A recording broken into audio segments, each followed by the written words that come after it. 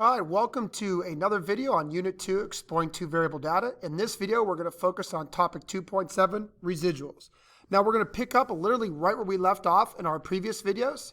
And in those previous videos, we ended with talking about a linear regression model, which is y hat equals a plus bx. Remember, a linear regression model is used to take a given explanatory variable, x, and make a prediction for the y variable, or the response. All right, so let's remember the last problem we looked at. We were looking at the mileage and price of Ford F-150 trucks. And we looked at 16 trucks, and there's all the data on the left side. And we made a scatter plot, and we drew our linear regression model, our line of best fit, as you used to call it, through our data, and then we gave you the equation of that data. So what we now want to do is we're going to use this exact same problem, but we're going to piggyback into this new topic of what's a residual. Well, they're actually really important. So here's the deal. When we use a linear regression model to make a prediction for the response variable with a given explanatory variable, we most likely are going to be off a little bit, right? I mean, it's just a model. It's not perfect.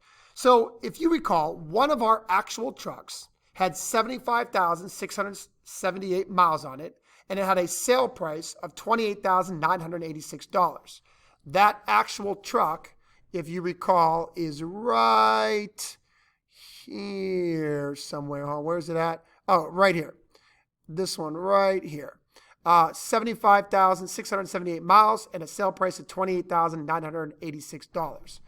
So here's the deal. If we used our linear model to predict the cost of a truck with 75,678 miles on it, we actually get a predicted price of $25,929.05.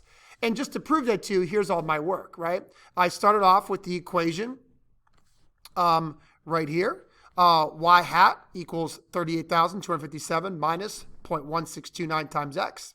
And I plugged in the actual mileage of 75,678. I multiplied it, and then I took the 38,257, I subtracted, and I got our predicted price. But the point I'm trying to make here is that that predicted price was not the same as the actual price. The actual price was just shy of $29,000, and the predicted price was $25,929.05. So needless to say, our prediction with the model was off a little bit from what the actual price was. We call how much we're off by the residual value. So if I take the actual price of the truck, the actual Y value, the actual value from my data, and I subtract the predicted value that I got from my regression model, what you get is how much we were off by. And we call that value the residual value. It's how much we're off by. So for this particular truck, my residual was $3,056.95, which means that the actual price was $3,000 more than the predicted. The actual value was above the predicted, or I could look at it the other way around and say that the predicted value was less than or below the actual value. All right, so now that you kind of have a feeling for what a residual is, let's kind of put an actual definition on it. The residual is the difference between the actual Y value and the predicted Y value. We call these the vertical errors. I'll explain a little bit more in a moment what a vertical error, what I mean by that. But to find a residual value, it's literally as simple as taking the actual Y minus the predicted Y. All right, so where do you get the actual Y from? A lot of kids ask that. Where do I get the actual Y from? You get it from your data. So you got to look at your data to find the actual Y. Where do you get the predicted Y from? That comes from your regression model. That comes from using Y hat equals A plus BX. That's where you get Y hat from. That's where you get your prediction from. Now, every single value, every single data value on a scatter plot has its own residual value. Every value is either going to be a little bit above the prediction or every value is going to be a little bit below the prediction. So it's simply how far off a prediction is from what actually occurred. All right, so let's take a look at a graph, right? This is the actual graph of our scatter plot. All the blue dots are the actual values, and the red line is a graphical representation of my linear regression model. So you can actually see the residuals. The residual is the distance, vertical distance, that's why it's called a vertical error, between the actual point and the predicted point. So the prediction for this particular value of around $25,000, or I'm sorry, that's miles. So the prediction for 25,000 miles, the prediction was a little bit below the actual. So you could literally put like little vertical lines here. Some predictions are a little bit bigger, some predictions a little bit smaller. This one's really small, can barely see it. And every single dot has a residual. Think, again, like I said, vertical errors. It's the vertical distance between the actual point and the predicted. So any of the dots above the line are going to be positive residuals because the actual blue dot minus the predicted red line is going to be a positive. But if I do the actual blue for this one, since it's below the line, it's going to have a negative residual. So you'll notice that some residuals like this one right here are very, very small, and this one as well. Some residuals are a little bit bigger, like these two right here or this one right here. And some residuals are kind of like medium, like this one's kind of medium, this one's kind of medium. So you get the point. So not only can you find residuals using the very simple formula, actual y minus predicted y, but you can actually literally see the residuals in a scatter plot. All right, so what I did here in this particular chart is I actually went and found all the residuals for you. So here were all of the miles driven, and here were all of the actual prices of all 16 trucks, and then I found the residuals.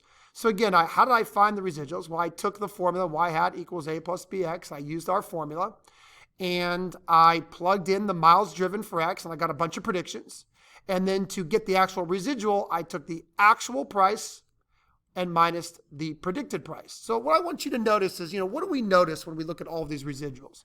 Well, first off, I noticed that some are positive, like this one, this one, this one, this one, this one. Some are positive. Here's another positive. Remember, positive means that the actual value is higher than predicted. And some values are negative, like these first three were all negative. Here's another negative. Here's another negative. A couple down here, they're negative. And a negative residual means that the actual value was below the predicted value. So the prediction was higher than the actual, right? Also notice that some residuals are kind of small. Like right here, this residual is only off by about $458. That's actually pretty good when you're predicting the price of a car. Even this residual right here, only off by about $1,100. Again, that's a pretty small residual. Other residuals were quite large. Look at this residual. For crying out loud, I was off by $8,000, $8,600. We were off by. Our prediction was way off from what really happened. Here's another negative that's really large, negative 8,000. So the actual price was well under what we predicted. So that's just kind of what happens, right? When you're dealing with residuals, some are naturally going to be positive, some are naturally going to be negative, some are naturally going to be small, and some are naturally going to be large. That's actually a really good thing that we're going to talk about here shortly. Now, the one last thing I want to emphasize is that if you were adding up all of your residuals, if you were to add up all the residuals, you should get a sum of 0. Now, I'll be honest, if you actually pause this video and add up all these values, you don't get 0, but you get something fairly close to 0. The reason why you don't get exactly 0 is because all these numbers are rounded a little bit, right? So as you are rounding throughout the whole problem, when you have all that slight rounding together, you're not going to get exactly 0. But theoretically, all of your residuals, if found perfectly, should add up to 0, again, because of the balance between positive and negative and large and small. All right, so one more thing that we could do with a residual is we could make a plot of the residuals. And this is actually pretty cool, a little bit interesting, and some kids struggle to understand this, but I'll do my best to explain it. So a residual plot is literally a plot of all the residual values. So instead of the y-axis being the actual price, right, a scatter plot, the y-axis is the actual prices. Here, the y-axis is the residual values. So my x-axis is still the miles driven. It's still the explanatory variable, how many miles are on that truck. But instead of the scatter plot showing the corresponding prices of those trucks, it shows the corresponding residuals of those trucks. Now, and this is just another way to visually see that a lot of your residuals are going to be positive. Anything positive is going to be up here above 0. So all of these residuals up here are positive. And then there's also going to be a fair amount of negative residuals. All of the residuals down here are negative. There's the negative values there. And 0 is right smack in the dab in the middle. And the other thing we could visually see, some residual plot, is that some residuals are very small. Other residuals are quite large. And here's another fairly large residual. And then you have medium residuals, right? So just like I said, right, I'm trying to emphasize what the residuals are showing you. Some are going to be positive because the actuals were above predicted. Some are negative because the actuals are below predicted. Some are big, some are small, some are going to be close, some are going to be a little bit further away. But that's all a good thing. That's all a really, really good thing. So a residual plot simply gives you a feel for what those residuals look like. Now, an important fact, and I've been slowly trying to get this sunken in, but a really important fact is that a residual plot that shows nothing but randomness is exactly what we want to see. Going back to this residual plot right here, I like the fact that I see a whole bunch of nothing. I like the fact that the dots are all scattered about. There is no pattern. I don't see a line. I don't see a giant curve or parabola. This is a good thing, right? A random residual plot is evidence that a linear form is the association between the two variables. And it is evidence that using a linear regression model is very appropriate. Now, why is that? Well, I mean, let's just go back to our scatter plot for a second, right? Let me go ahead and erase all of the little marks I put here, right? I drew all those residuals. Let me erase all those for a second. Now, remember, a good line is a line that goes through your data. And when you go through your data, you are, of course, going to have some positive residuals and some negative residuals, right? Let me just draw a line here for you, right? Let me just draw a really bad line. Like, let's just say that I am so dumb that I thought that was my linear regression model. I honestly think that that blue line represents the data. Well, first off, I'd be an idiot. It doesn't represent the data. It doesn't really go through it, right? First off, all of the residuals are pretty large. Like, look how big this residual is. Look how big this residual is. Look how big this residual is. And then look at this one over here. It's going to go all the way down. So the residuals are really, really large. I don't want large residuals. I want a mix of large and small residuals, right? So having your residuals be mixed up, it's literally showing you that your linear model accurately goes through your data. And isn't that what we want? Isn't that what a good model should do? Go through our data. So again, a random pattern in your residual plots shows that your residuals are exactly what I've been trying to emphasize in this video. Positive, negative, big, small, completely random throughout the entire graph. Okay? So one big question that you will be asked at some point, whether it be on my test or the AP test, is a linear model appropriate? So now, if you've been paying attention over the last couple of videos, there are two things you can now say to confirm that a linear model is appropriate. Number one, the original scatter plot needs to look linear, right? Like, we've been talking about that for a long time now. If you see a giant curve in your data, don't put a line through it. So your original scatter plot should look somewhat linear. It doesn't have to be perfect, but it should look somewhat linear. And now, a second way to tell you that a linear model is appropriate is the residual plot should be random and show no pattern. Remember, this is a beautiful residual plot right here because it shows that my line is literally going through the data, creating positive and negative residuals in the beginning, positive and negative residuals in the middle, and positive and negative residuals at the end. Some are going to be big, some are going to be small. That's all a good thing that should happen when you are putting a line through linear data. I mean, come on, it should make a lot of sense. All right. So what does it mean if there is a pattern in your residual plot? All right, so let me explain this because what I'm trying to emphasize is that you should not see patterns in a residual plot. So what would happen if you did see a pattern in a residual plot? All right, well, let's take a look at this line right here. First and foremost, this scatter plot, I clearly see a curve. I mean, come on. If you don't look at this scatter plot and see a curve, you're nuts. There's a clear curve here. I would never think of putting a line through this data. But let's just play dumb for a second and thought, well, maybe I should put a line through this data, and it would look something like this. Now, come on. Clearly that red line is not a good model. It doesn't model the data. But maybe for a second I thought it did. But what I want to emphasize now is, what would the residuals look like? Well, first off, notice that in the very beginning, all the residuals are positive. So they're going to be like this, positive residuals. Then there's a huge chunk of nothing but negative residuals. All these residuals over here are negative. They start off kind of small, and then they actually slowly get bigger, and then they get small again. So that would be like a couple small residuals, and then a couple big residuals, and then back to a couple small residuals. And then at the very end, all the residuals are positive. All of my actual dots are above the line. And then again, it starts off kind of small and then they slowly get really big. So that would look something like this, small residuals and then big residuals. So notice the residual plot, and a very poorly drawn one, but the residual plot shows a pattern. I see this giant curve in my residual plot. So when you see a curve in your residual plot, that's a sign that your data had a curve in it in the first place. So this, what I'm trying to emphasize is that what you want to see in a residual plot is pure scatter. That's a good thing. That means that your line is going through your data. This scatter plot right here clearly has a curve to it. So putting a line through it, A, would be a dumb thing to do. I should not do that. I should have recognized from the very beginning that it was curved. But let's just say I didn't. The residual plot clearly is emphasizing the fact that there is a curve in the data because of this pattern, a pattern of all positive residuals, then all negative residuals, and then back to all positive. That's a pattern. I don't want to see a pattern. What I want to see is this, no pattern. That's a good residual plot because that means that my line is going through the data. All right, so let's really make sure you understand this, right? Like, I don't want this to be confusing at all. So if this is my scatter plot, I would clearly say, oh my goodness, that looks like a line. That looks linear. And I would definitely go ahead and think that putting a line through this data would be a very smart decision. Sorry, that was kind of a bad one. Actually, I'm going to go ahead and do that. That was a terrible line.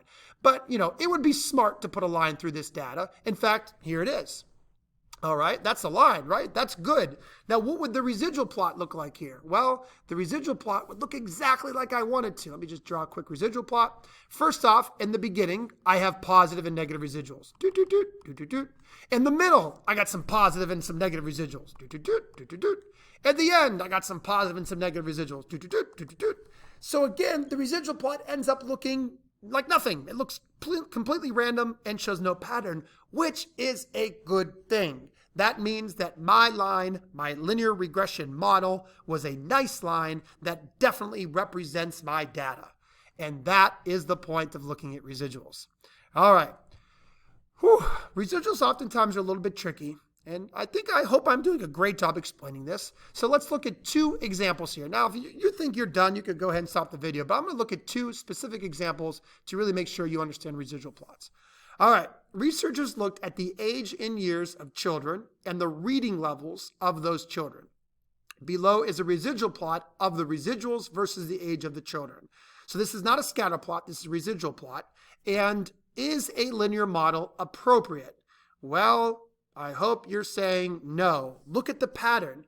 I clearly see a pattern here of a curve, right? That's a bad thing. That means that my original scatter plot probably had a curve in it because I go from all positive residuals and then it slowly goes to majority of negative residuals and then back to a majority of positive residuals. Now, I got a couple of weirdos kind of mixed in there, but if I see this, my original scatter plot's probably going to have a curve in it because that means that I'm going to have a bunch of positive residuals, then a bunch of negative residuals, and then back to a bunch of positive residuals. That's going to be a sign of a curve. And if you put a line through a curve, you get exactly the residual plot we're seeing here. Bunch of positives, then a whole bunch of negatives, then back to a bunch of positives. So again, if you see a residual plot and you notice a clear-cut pattern, that is a sign that you should not be using a linear model for your data. All right, one more example here. The weight in pounds of students' backpacks and the corresponding number of books in the backpack was recorded for each of 10 college kids. So I looked at 10 college kids and I said, all right, how many books are in that book bag and how much does it weigh?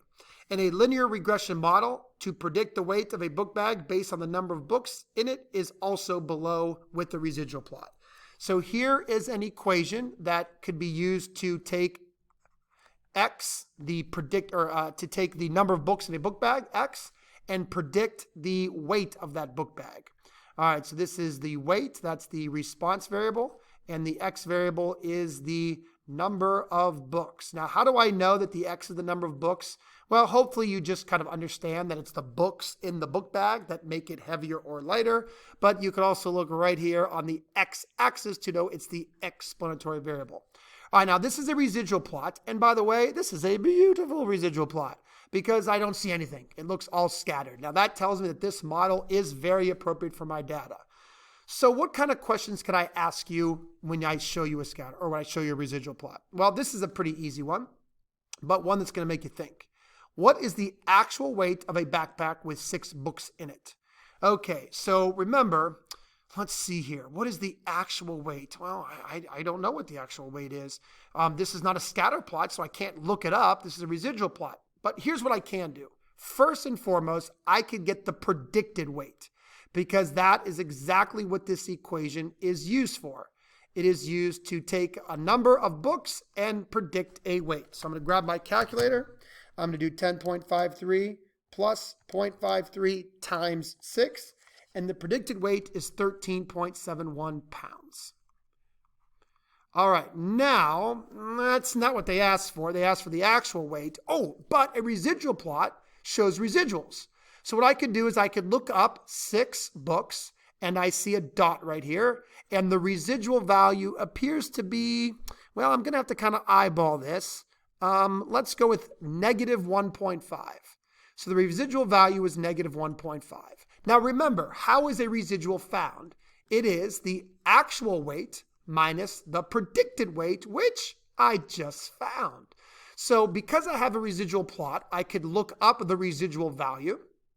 I don't know the actual value y, but I do know the predicted value because I had the equation. So now it's pretty easy algebra. All I got to do is take negative 1.5, add the 13.71, and the actual weight of the book bag was around 12.21 pounds. Now again, I did have to estimate what that residual was, so I can't be for certain, but I bet it's going to be pretty close. Somebody might say negative 1.4, negative 1.3. All those answers would probably be accepted as long as you're showing your work. So, a residual plot, we have already expressed enough in this video that it needs to look like nothing. That's a good thing. But what I'm now trying to teach you is you could actually use a residual plot to help you answer some questions. The equation is used to help you get predictions. The residual plot allows you to find what a residual value is for a given X. And then we can do a little bit of solving to help us find the actual weight. All right, guys, those are some of the questions that you're going to see from me dealing with residual plots. Hopefully you understand the concepts of residuals, and we'll be ready to work on some stuff in class.